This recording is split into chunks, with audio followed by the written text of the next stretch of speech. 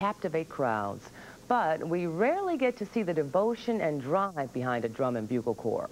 Tonight, Jim Ramsey introduces us to a talented group of young musicians, another of Chicago's very own.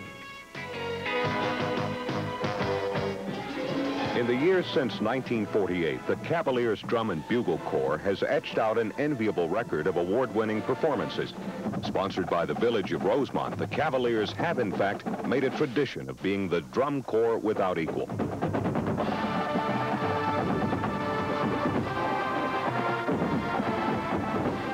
We won our first national title in 1957. We won some state championships in about 1955. So we progressed fairly fast. And then from that point on until 1970, we won at least 16 national championships. This proud group of young musicians numbers 128, a far cry from the mere 65 or so who made up the original Cavaliers. In the beginning, this drum corps was a part of the Northwest Side Boy Scout troop. But under the guidance of Don Warren, this troupe of performers was destined for bigger things. We had the honor of playing for 5 presidents of the United States over the years, I believe starting with Harry Truman, Eisenhower, Kennedy. Kennedy, of course, we were his corps, especially every time he came to Chicago, because we do wear green. But of their many achievements, the Cavaliers have reason to be particularly proud this year. On August 15th, in front of an audience of 35,000, they won their first ever Drum Corps International title at Camp Randall Stadium in Madison, Wisconsin.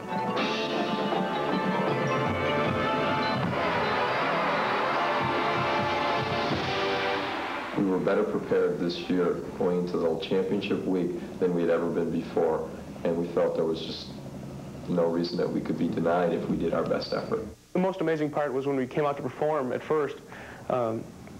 The corps before us had barely left the field, and the crowd was chanting and going nuts.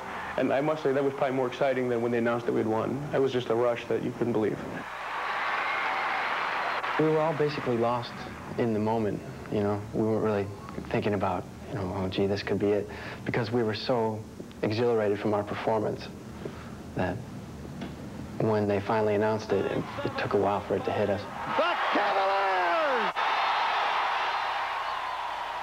After working for that for 20 years, it was a big thrill, not only for the boys on the field, but for all of us that have been with the corps. And the captivating enthusiasm of the Cavaliers seems to be a big part of the tradition.